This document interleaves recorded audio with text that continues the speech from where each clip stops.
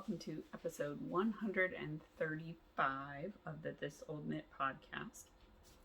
I am your host, Nina, otherwise known as Ine, on Ravelry, Instagram, and Pinterest, and you can find show notes for this episode and all previous numbered episodes on the This Old Knit Ravelry group, and also beginning with, maybe 10 episodes back, in the down bar of the YouTube episode. So welcome to all new viewers and welcome back to all returning viewers. Thank you for checking me out. And so it's my first official episode of 2021. I did one that was a year in review of all of my things that I made for 2020, but this is the first one where I'm talking through whips that I'm working on, acquisitions, and just general things that I'm doing. Ada is kind of walking around and I'm using my tripod on a little table, but the table is down at her level. It's always precarious podcasting with her because the ironing board that I used to use, she could also knock that over. So anyway, if you see a little nose and head peep up, she's kind of pacing around. Excuse me. So I have, I think, just one FO for you this week and then a bunch of whips. This is my birthday month, so I received a couple of patterns for my birthday. I bought myself patterns for my birthday. And then I have some acquisitions that I shared throughout Vlogmas, but I know everybody doesn't watch Vlogmas, so I thought I would show some of those on the normal podcast as well. And Ada's walking around sniffing all my yarn, so it's making me nervous. What are you doing, babies? You gonna lay down on the blocking mats? I don't think they're really ready for you. Don't scrape at them, please.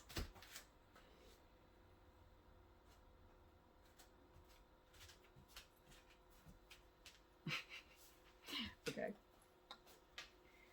So anyway, let's dive right in. So I am hosting 2 knit-alongs right now. One is finishing up at the end of this month. It is the Unicorn Cow. And I am co-hosting that with Meg from the Bad Wolf Girl Studios and Bad Wolf Girl Sits and Knits podcast and yarn dyeing business. We are hosting that on Instagram, and it is just to knit or create anything that is unicorn themed. So you could sew something with unicorn fabric or catacorns, anything that is unihorned. You could also, of course, knit, crochet, weave. You could spin yarn if it was like a unicorn or narwhal named type colorway or colors that reminded you of unicorns. If you can make it match the theme, then it counts. So that's the first one. And then the second one is a year-long knit-along that I'm hosting. That's the long-term make-along. So that one is hashtag long-term Mal 2021. I'll check that. I may have just made it be long-term Mal. I did put it in the Ravelry thread, but I'll make sure I also put it in the show notes down below so that those of you that are not on Ravelry can still be part of that cal. So I will draw both from the hashtag and from the thread on Ravelry. And the point of that one is to do something that's a longer term commitment. So, you know, a lot of people are saying they're going to work on blankets, which is great. If you are a sewer and are working on like a quilt or maybe a coat, or just your first garment and you're kind of doing it in pieces, that's considered to be something long-term, but something like really fast that you can do in an hour or two, or maybe a day or two, that's not kind of what we're looking for. So I will do I think, quarterly drawings for that, very similar to what I did for Stasher Shelf Challenge. I did not do the Stasher Shelf Challenge for this year. I feel like there's a lot of that same kind of cow already out there now. When I started it, it seemed like mostly people were doing stash downs. But now I'm seeing ones where it's like, do something from your library or do something from your stash. So very similar type feel. So I didn't feel like I needed to also continue to host that. And then that will also allow me to do maybe a couple of shorter cows throughout the year. So anyway, without further ado, this is my one and only FO. It is the Last Unicorn sweater by Meg, who is the dyer behind Bad Wolf Girl Studios. And she released the pattern for the adult size sweater, a matching cowl, and a child size sweater as a bundle on Ravelry, or you can get them separately on Ribbler. So I knit mine out of a mini skein set from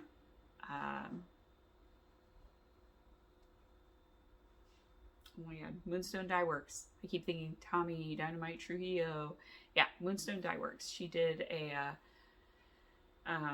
mini skein bundle that was all the moons. So everything from the orange down are all of those moon colors. And then this one is Decaying Opulence, and it's in a DK weight. Also Moonstone Dye Works, but that one I acquired separately. And then all of these were fingered weight, but I held them double. And the black is Nightmares Plus 10. It's the leftovers from my pumpkin sweater. This is from Plies and Hellhounds. So it's like a regular color that she has in her shop, and it's like a deep charcoal color. So basically as close as you could get to black, but still have it be tonal. And then the pink is Carlton Yarns DK. It's a commercial yarn. So it's just a basic superwash. I got it from Tuesday Morning in the super bargain bin. So I think I got it for like $2 a skein. It's really nice once you wash it. But when I was knitting with it, the yarn was actually making my fingertips numb. So I think there's some kind of either spinning oil or chemical or something on it that makes that happen. But I blocked down to here, and I haven't reblocked it. So you can see a pretty distinctive line right there where I blocked it. But everything from here up is fine. It's soft. It's nice. I really like it. So, and then I use the Decaying Opulence on the hearts. And you can also see that blocking line across the sleeves, because that was where I put it all on hold. So anyway, it's going to be blocked again, but I knew it wouldn't be dry in time for sharing on the podcast. I shared during Vlogmas that it was kind of really big right when I got to here, or where I blocked it. It was really, really big. Like I can still pull out a lot. And this yarn actually relaxes quite a bit when it gets washed, because it's super wash. So I did quite a lot of waist decreases, and you can see them all there. So I did 1, 2, 3, 4, 5. And I think I did one up here. So I think I did 6 total. And then I only increased back out 2 or 3. I think I did 2. Because I knew once I block this, it's going to get larger, and I didn't want it to be really, really big on me.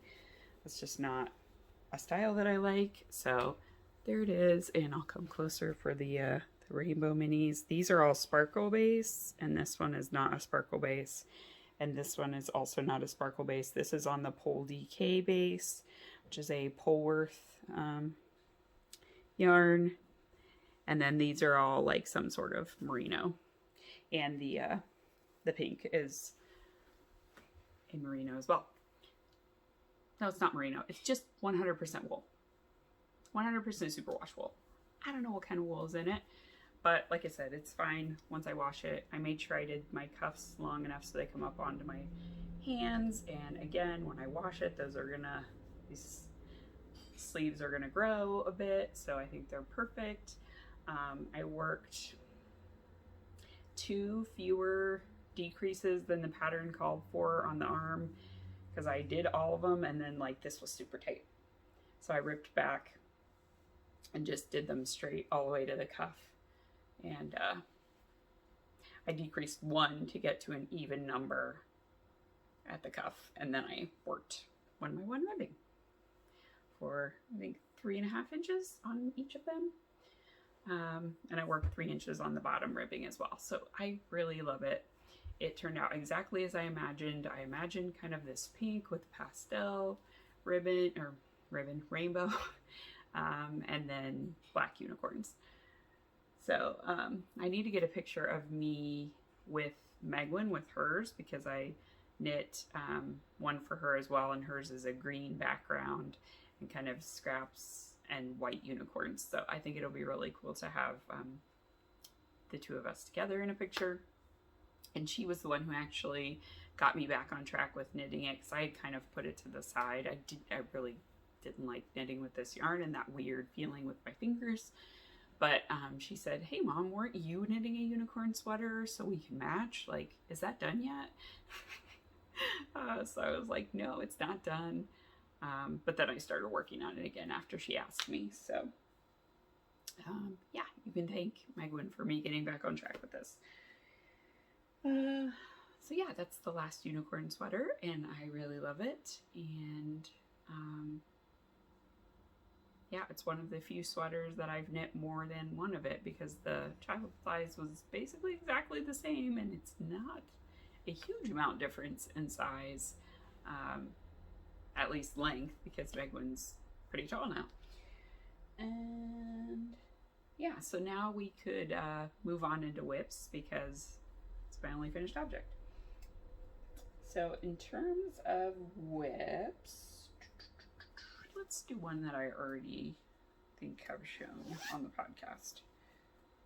So during Vlogmas, I cast on a cowl using all of my mini skeins from my Plies and Hellhounds advent calendar. So this is a free pattern by Amy of the Stranded podcast. I'm blanking on what the name of the pattern is, but yeah, it's basically just you knit a tube for as long as you want to, with as many rows as your minis can accommodate, or however many you want to do. So I'm actually using half of each of the minis, because I thought with how big of a stripe that was giving me, it would be ridiculously long putting the plain in between them. If I did all 24 plus a little bit from the day 25 skein, which is what I want to do. So the color I'm using in between is an undyed BFL Yak silk that I had sort of left over, I guess, from my Zweig sweater, but I bought it in like a de-stash sale from No Makers when she was getting rid of bases that she wasn't gonna carry, so she called them garage sales. So I got a lot of it. I think I got 6 skeins of it for like $8 a skein or something crazy like that. I don't know what the full yardage is, but I feel like it's pretty close to what you would get in a normal fingering weight skein. So that's really enough for me to do 2 sweaters. So that's why I was like, it's kind of not really leftovers, but this right now is a partial ball that I have left from my sweater. So technically, yes, it's a leftover. So I have knit, I think, 9 colors so far. So this one is Glass Castle. This one is Ah Times Rift. This one is Alentia. This one is Beautiful Wraith. This one is You Will Always Be My Enemy. This is Forest of Mirrors. Oh boy. Now I'm going to forget the rest of them. These 3 I don't remember the names of. This one is You're Mine. these two I don't remember. But Gabby just put up pre-orders on the Plies and Hellhounds website for these first 3 colors because they are from the first book of the Throne of Glass series. And this one I knew I wanted to get a sweater's quantity of because it is gorgeous. And it looked blue on my monitor, so I probably wouldn't have purchased it because I already have like kind of an aqua blue sweater's quantity, but it's more on the green, like aqua green with like a turquoise overwash on it. So anyway, I want it. I knew when I pulled that mini out, I was like, oh, I need it. I need it. So yeah, I am really enjoying it so far. I haven't knit on it in a little bit. I think I knit a little bit on it at bedtime a couple days ago. But I do have the next 4 minis wound up. I wrote down all of the names of them corresponding with the day number, so I'd be able to look back at the cowl and say, okay, well, it's day whatever, because she does release all of her colors for pre-orders on different bases, so I wanted to be able to see what they look like knit up and keep track of which ones that I might want to get more of. This one I also really like a lot.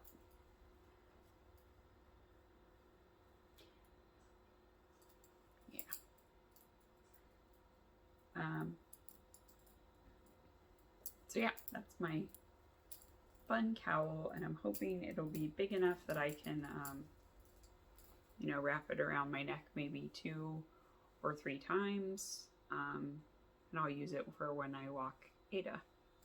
So it's just going to be a big loop.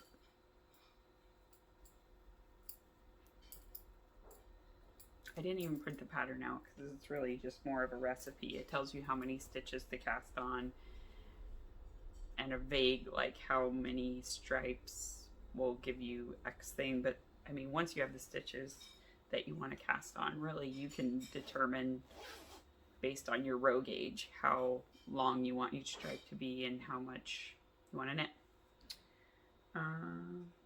Yeah, so that's whip number 1. Excuse me. Whip number 2 is a pair of socks.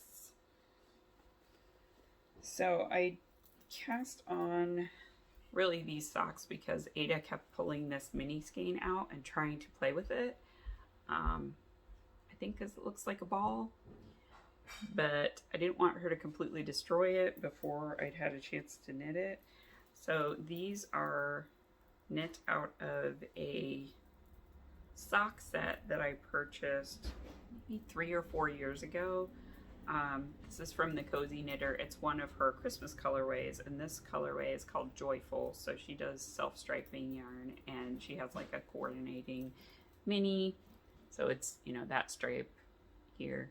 But I thought this would be a really nice first cast on for the year. So I cast this on as a New Year's Eve cast on. You know, just doing vanilla socks, and I've got a Progress Keeper from Charmed and Dangerous on there. This is one of my favorite ones. So cute. So I don't have a lot of progress there, but I'm going to try to knit them as long as I can. I actually did do something slightly different. I cast on 66 stitches, did half of the ribbing that I normally do, and then I decreased down by 2 to my normal 64 stitch. And my hope there is that when I do 64 stitch socks, I can only pull them up so far on my leg because they start to like push in on my calf muscle. So my hope was that by doing those couple of extra stitches, they'll be able to go a little bit further up on my leg comfortably, and I can make the leg portion a little bit longer. So I took the ball and I weighed it and I divided it exactly in half so that I can knit until I use up basically all of the yarn. It's a little bit harder to do with doing them top down, but I know roughly how much it takes for the foot. So I'm going to knit until I have roughly that much left of the ball of yarn. And then because I have a coordinating heel-toe cuff, if I kind of mess up a little bit on the toe estimate or the foot estimate, I can fill in with more of the toe color and just make the toe part a little bit longer. So that's that. I've pretty much put away my Christmas bags, but I kept this one because it matches the yarn so well. I mean, really good match to the yarn. It's got the olive and the bright pink and the light pink, so that's why I still have one Christmas bag going. My next whip is a newer cast on. It's new since I've podcast last, and kind of continuing the Throne of Glass theme. So this is the Vienna sweater. I've got the pattern here so I can show you a picture, and I don't need the pattern anymore, at least till I get to the sleeves. So it is a pattern by Hurtful Knits, who is Olga Albrecht. And I've never knit anything by her before. So instead of a Make 9 this year, I picked like a creative grid that gives you different ideas for crafting. So one of them is Never Knit this designer. So I've never knit Olga Albrecht's patterns before, and it's really fun. So it's an all over brioche sweater with these contrasting bands of garter stitch. And I think it's going to be a really comfy sweater, and it's just super fun to knit and zone out on.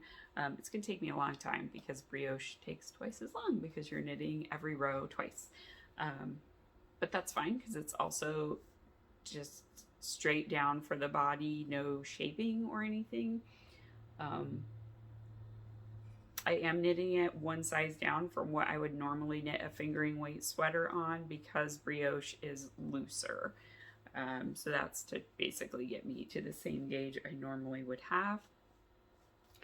But yeah, so far I'm really enjoying it. I would highly recommend the pattern. And here is what I did. So I'm using 2 colors of Plies and Hellhounds yarn. The first one is called Fireheart. I did a strand of the Ginger Base, which is her sparkle, and a strand of her Fig Lace, which is like her mohair silk blend. So you can see the sparkle, but you can't see it, but I can see it in person. But it's this warm peachy color. And then my main color is Buzzard, and this is on the, what base is that? Isaac base. And it is a Corriedale base. It's not merino. But it is the Isaac base, and it's the same base that I knit my good grief.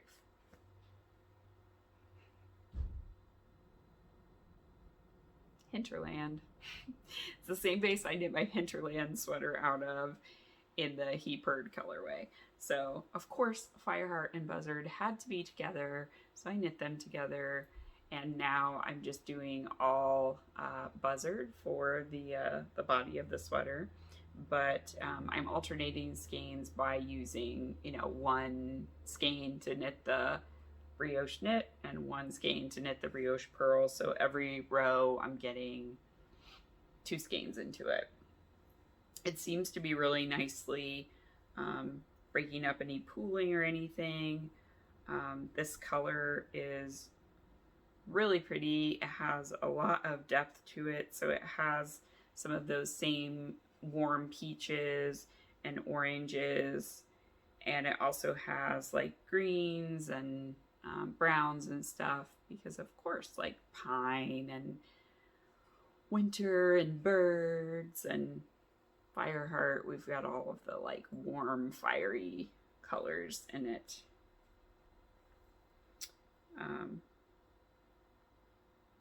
So yeah, I'm really enjoying it. You sense a theme? I'm really enjoying all of my knits right now. Let me pull these needles so I can show it a little bit better. But I have separated for the sleeves, so that's why there's these pieces of scrap yarn there. I've separated for the sleeves, and once you separate for the sleeves, then you do one last bit with your contrast color, and then you begin the straight working brioche all the way down. Because it's just straight brioche, it's a really nice project to just pick up and put down whenever I feel like it. So I've been just kind of picking it up, doing a row or two, putting it back down. It's nice, kind of mindless knitting. I don't have to have a chart. I don't have to have a pattern now. Yeah, I really like it. It's kind of what my brain needs right now with everything that's going on in the world and in our country and with work and blah, blah, blah. My battery is also low. I do have a meeting that I have to call in for in 30 minutes. So I am going to try to get through everything relatively quickly. For me, normally I'm quite chatty, but I wanted to get something out there for everybody, because goodness knows we all need a little bit of joy and distraction in our lives right now. Don't be distracted from things that we should do, but it's nice to have a little escape mentally, right? Yeah. So I've barely used any of the green yet. So I'm gonna have a lot, but I don't know. I probably will use quite a bit of it. And it's in my Wollonvine bag with ghostly dresses.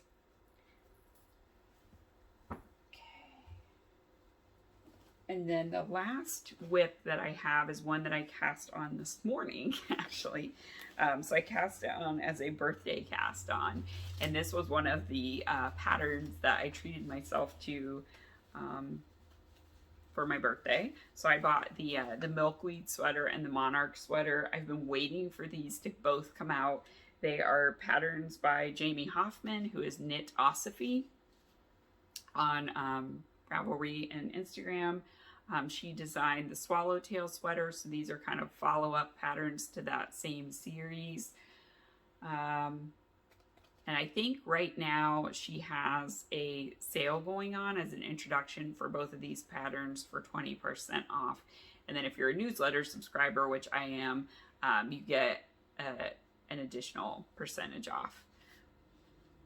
So Milkweed is a top-down circular yoke pattern. Sensing a theme, are we? But it's fingering weight versus this is a DK weight. The pumpkin sweater is DK weight as well. So I cast on for it this morning.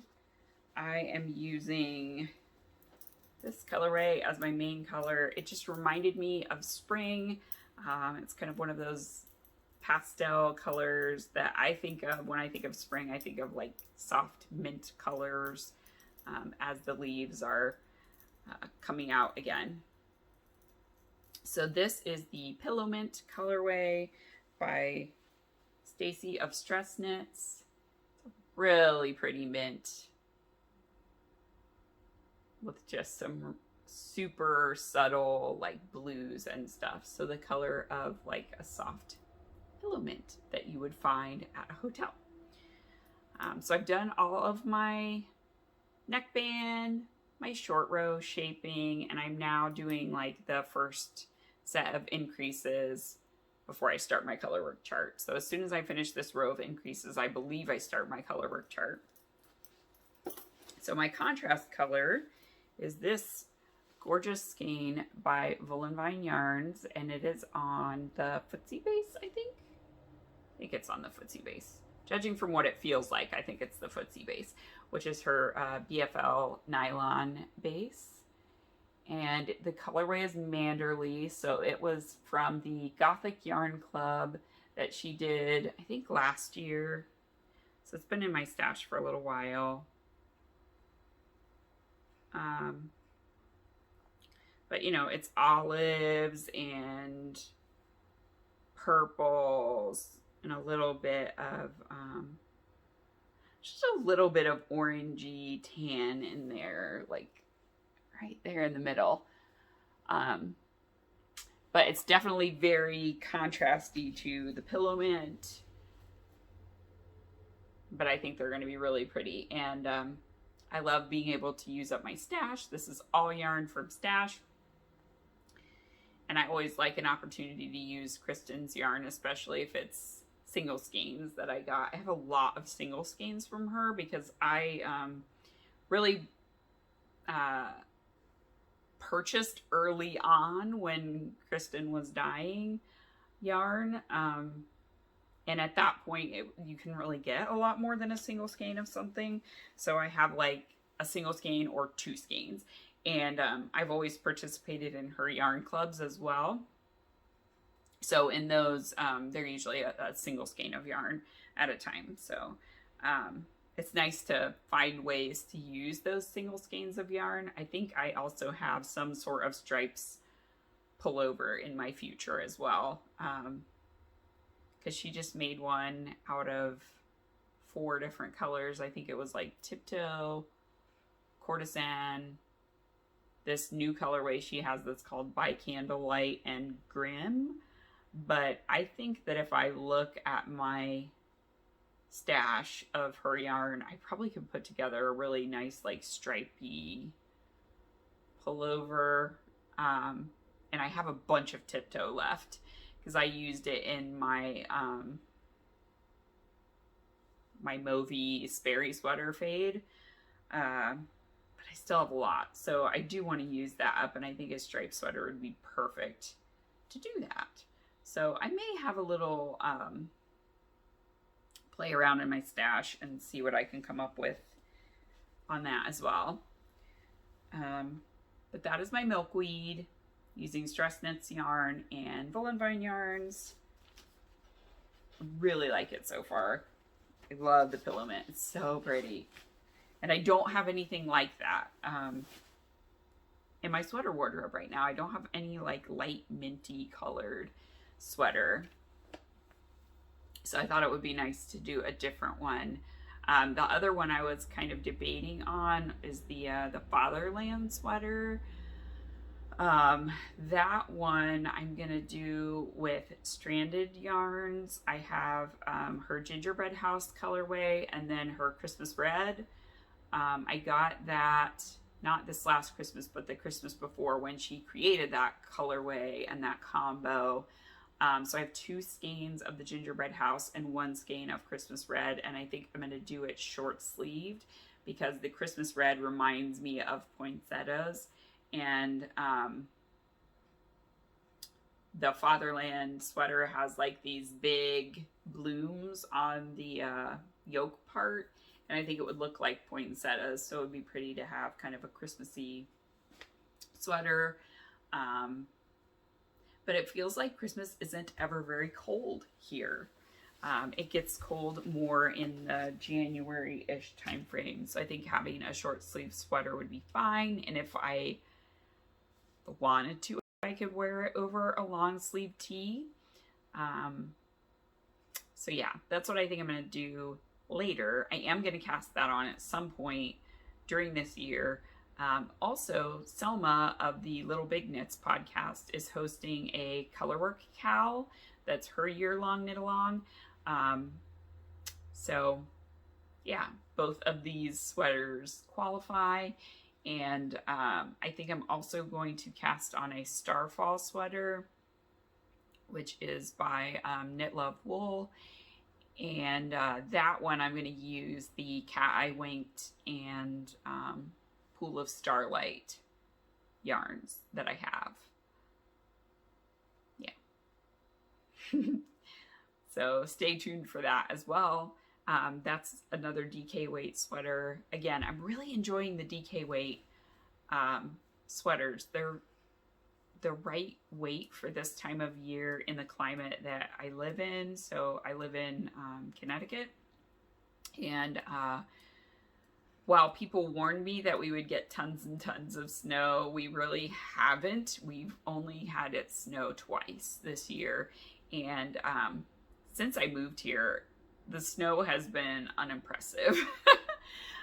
It's a lot more like what I remember Ohio being like when I was a kid, but it's nothing like what Connecticut used to be like at the time when I was a child. So, you know, global warming. But it does get cold. So there is that. It's cooler all year round. So we can kind of get away with lightweight sweaters even in most of the summer. But there's probably like 1 month in there where it's too hot and you can't wear sweaters at night even. So anyway, short sleeve sweater would be great for that part for all year round. And then the DK weight sweaters are really nice for this time of year because we keep our house pretty cold. So 64 is kind of the high of what we want our house to be. And sometimes it's cooler than that. I really need something to drink. My mouth is all like... Anyway. And then the last whip I wanted to share is my long-term project. So I have been knitting on the Northeasterly by Skananigans, who is Ellie. And I'm doing mine in a rainbow pattern. So I separated all of my minis into kind of rainbow tones, if you will. So I started with blue, and I don't know why. I think because I was inspired by this mini, this blue mini right here. So I started with blue, not purple, whatever. So I have blue, green, yellow, oranges, reds, and pinks. And then I'm doing like white, speckled, and kind of browns on this stripe.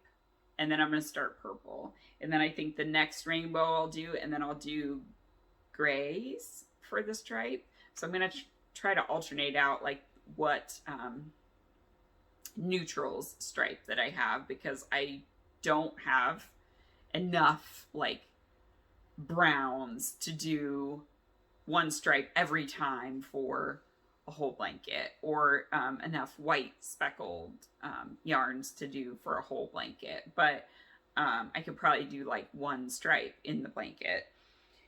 And it kind of helps break up the rainbow too, that there's like some little pieces. However, I do have enough pinks to do a pink after every reds stripe.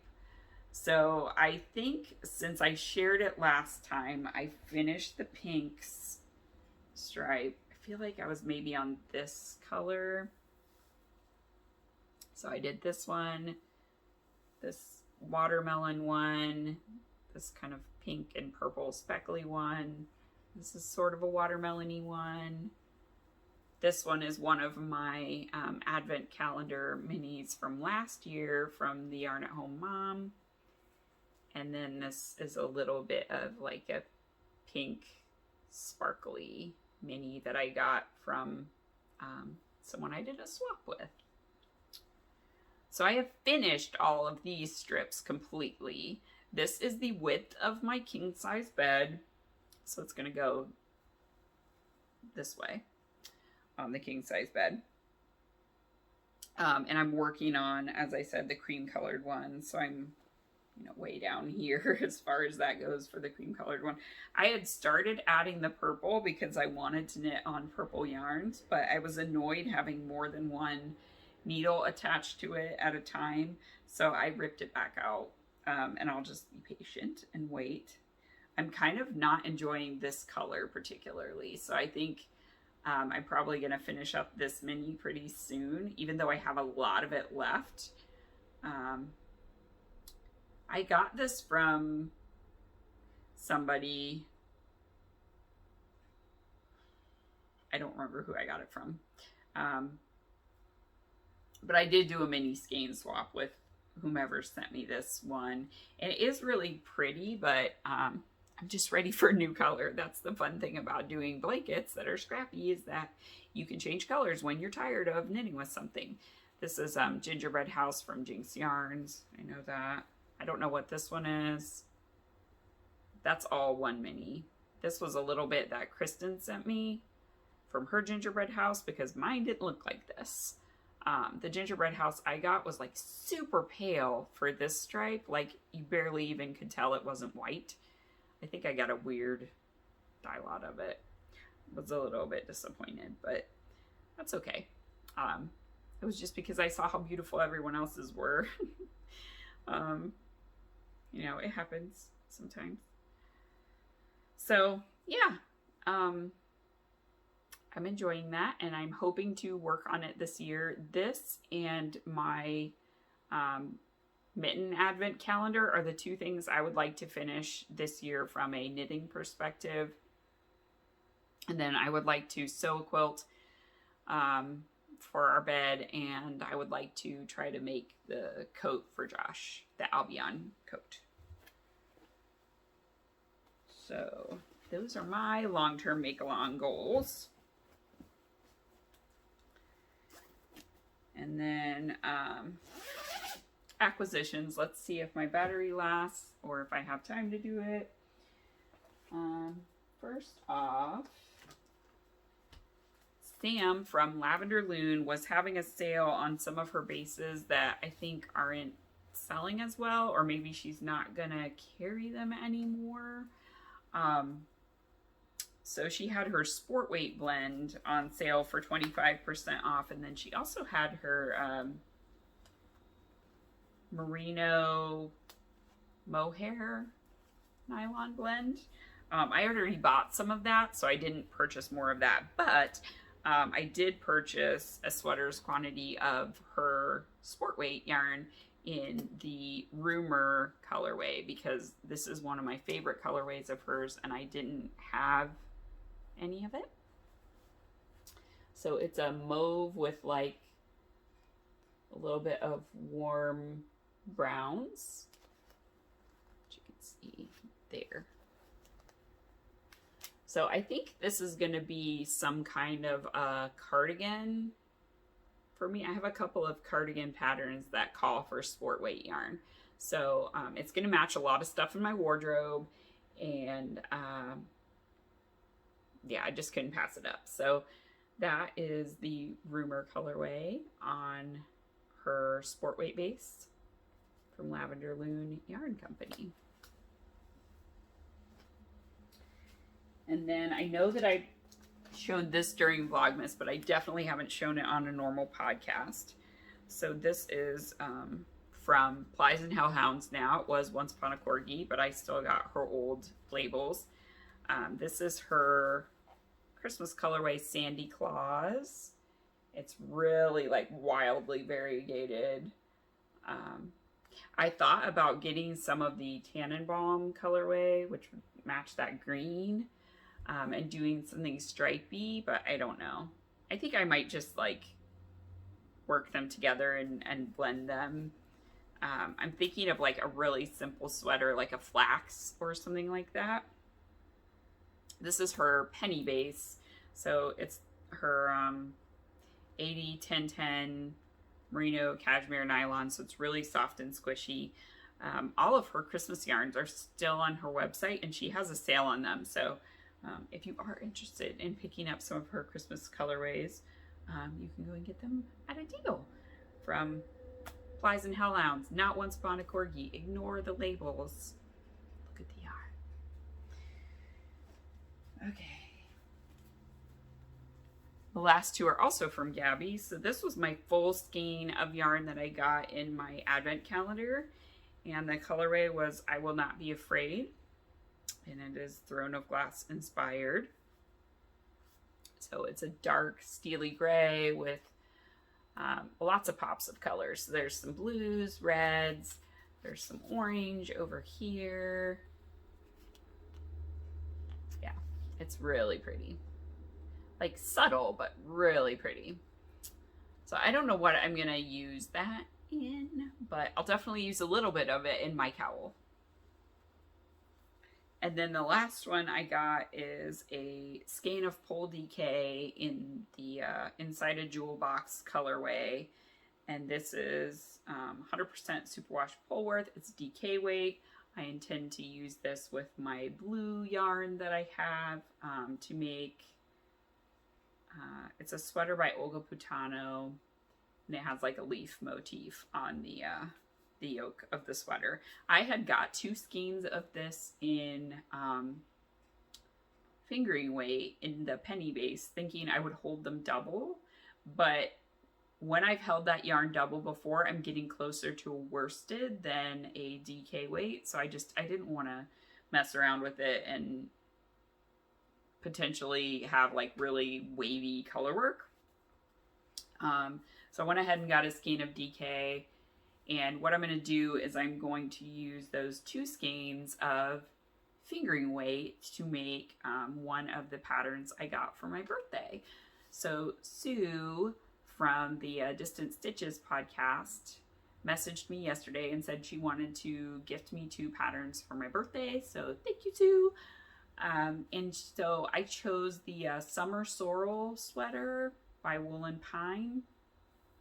And that one has like this really cool leafy thing going on at the top. It's like a pattern stitch. And I'm going to use those 2 skeins for that. And then the other pattern she got for me was the Rosa cardigan by Along avec Anna, which I think is Along with Anna. But it is meant to be knit with a fingering weight held double with mohair. Okay, slight change of angle. My camera / phone completely died. Wow, there's squirrels out there doing death-defying feats. So I had to charge it again, and it cut me off right in the middle of talking about stuff I was going to make from patterns I got from Sue. So the other pattern that I got, so I got the Summer Sorrel pattern, and the other pattern I got is the Rosa cardigan. And that one calls for fingering weight held double with mohair or a lace weight. But I'm going to use the Sea Captain's Widow that I have from Plies and Hellhounds held double with the Knit Picks mohair. I think it's Aloft is what it's called, that base. But I showed it, I think, on my last like full episode pre Vlogmas. I feel like there's a weird delay of what I'm seeing on my camera versus what I'm saying. It's very strange and a bit disconcerting. So anyway, that is what I'm going to do with that. And I'm excited about being able to knit that yarn up with some mohair. The colors work really nicely together, so it'll be really pretty. And then, yeah, other acquisitions that I got, let me pull them up here. I got a package from Meg because she and I did an exchange for Christmas. So she sent me a skein of fully spun yarn. It is fingering weight, and it's like a barber pole spin. Really pretty. It's kind of purples, aquas, and a little bit of yellow in it. So I think this will be really pretty, like maybe stripes in a sweater. Yeah, I think that would be really pretty. It also would be pretty in anything that calls for shoot.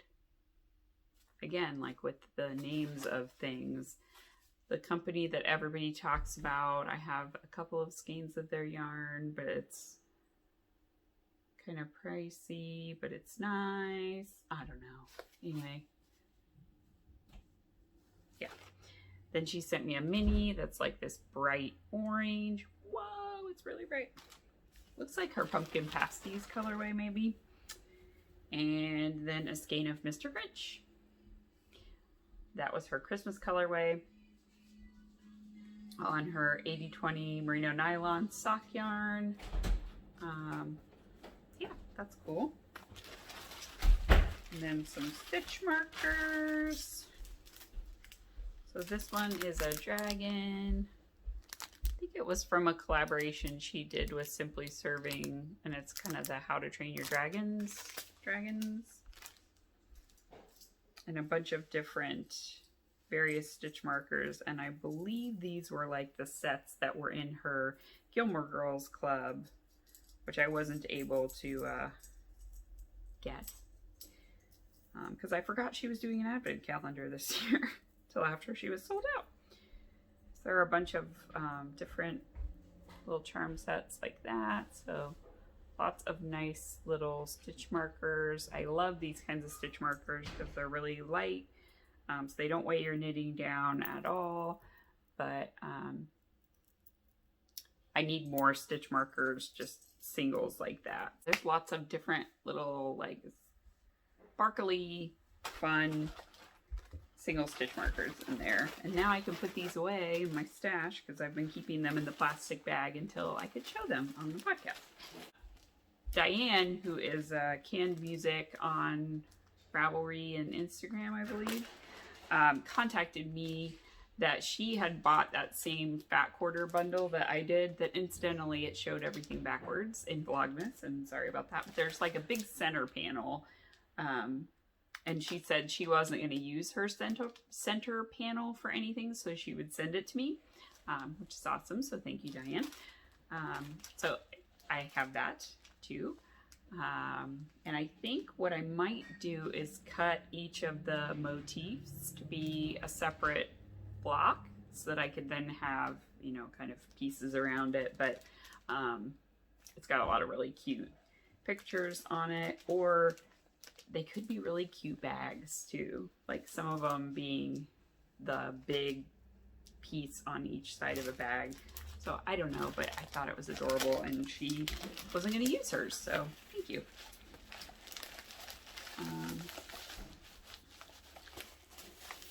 And then my mom for Christmas got me this big set of presser feet for my sewing machine, so sewing more in my future. It comes in like a nice plastic box, so there's all my presser feet. It's a lot. And this will also help in my quest to make the coat, because there's a non-stick foot, and I want to start with making like a little raincoat for like Joshua or Megwin. So I would need to have the non-stick foot for the like waxed canvas and stuff that I potentially would be sewing that out of. And then of course it has like knit feet and a gathering foot. I think there's a free-handing foot. There's an invisible zipper foot. Oh, Ada's coming back downstairs. She went up into Megwin's room to take a nap on the carpet, and now she's back for napping downstairs. So anyway, that was my big Christmas gift from my mom, and it's awesome. And then Joann's was kind of selling or doing a sale on all of their Christmas things after Christmas. So I picked up a package of gnome washi flakes, and I want to make like a little, what are those called? A bunting to put on like the top of my shelving, like boop, along the top, but with you know, different little gnomes. So I think if I stick one on each side, like I stick them together because they're stickers, so I take one on each side of the string and put them together, that will make them be kind of adhered on there, and I can have a fun little gnomey yeah, bunting. Good grief, can't remember that word. And last but not least, I got this gnome journal. So cute. They're so cute. I don't even care that it has Christmas trees on. It's so cute. So I'm going to use that to write fun things in. Can never have too many journals. And that is everything. In terms of reading, I finished finally Baptism Fire, which is the 4th or 5th book in the Witcher series. I feel like it's the 4th. Let's see. It's Last Wish, Blood of Elves, Time of Contempt, Baptism of Fire. So it was the 4th. So I'm on the 5th book in the series now, which is Tower of Swallows. All of my books are now overdue because they didn't give me Baptism of Fire in the right order. So I had all of the other ones sitting there waiting for that one to come in to the library. So now I finished it, but I obviously can't breeze through 3 books that are like well over 500 pages apiece very quickly. I haven't been reading a lot the last month or so, really. Like, with all the Vlogmas stuff, once I started doing Vlogmas, I stopped reading because the time when I would be sitting and reading, I was editing or trying to make content to be interesting. Otherwise, you just get a lot of footage of me reading and occasionally walking the dog and eating. And that's basically what I do with my life otherwise. So I tried to do some fun things. But it put me behind kind of on my reading. So I'm trying to decide now if I want to just go ahead and buy the last couple of books and then fill in with the front of the series later. But I always worry about that, like if the covers are going to be different, because I hate having books that are like different sizes that are the same series. I want them to all be contiguous, like be a series. So I don't know what I'm going to do. I might just return them and then recheck them out later. That's probably what I should do. But then again, like, the fine is not that big, so maybe I might just keep them and pay like the 20 cents that I'll have to pay for them being overdue. I don't know. But this book, I've got 35 pages in. Yeah, there's a lot of like flashbacks right now with Ciri, and I kind of am done with it. I'm like, just get into like present day. I don't care how she got where she got. Like, I just want the story to start moving forward and stop like flashing back to stuff you're thinking about. So it swirls, right? So this author does a lot of like, oh, we're remembering back. Oh, now we're in present times. Oh, now this person's remembering something that happened 50 years ago or 100 years ago. Oh, now we're in present day again. So you have to do a lot of jumping back and forth like that. But yeah, I really want the story to like progress now because it's getting good. And I feel like it's kind of going towards something. So I want them to stop like screwing around with going back into the, especially recent past. Like, it doesn't really feel like a lot of stuff that's setting us forward other than helping us figure out why she ended up where she is at the current moment. But I don't feel like it's adding a lot to the story. So anyway, I'm a little bit annoyed with that. So that's why I put it down. And I'm also rewatching The Great British Baking Show because it's fun. So yeah, the new ACOTAR book comes out in February, so I'm wanting to like reread the series prior to reading that one, but I don't know if I will or not. I don't know. I kind of feel like I want to, but then I would need to start like soon to be able to get up to that book in time for me to read it when it comes out. I did a pre-order from Books A Million, so it contains an extra chapter written from Asriel's point of view.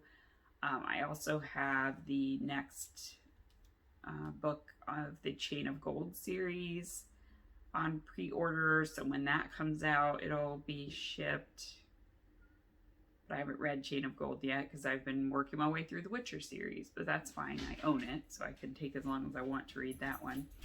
And then Gabby is doing some book boxes, and the one she's doing for February is Six of Crows, which I haven't read yet, but I want to. It's on my list.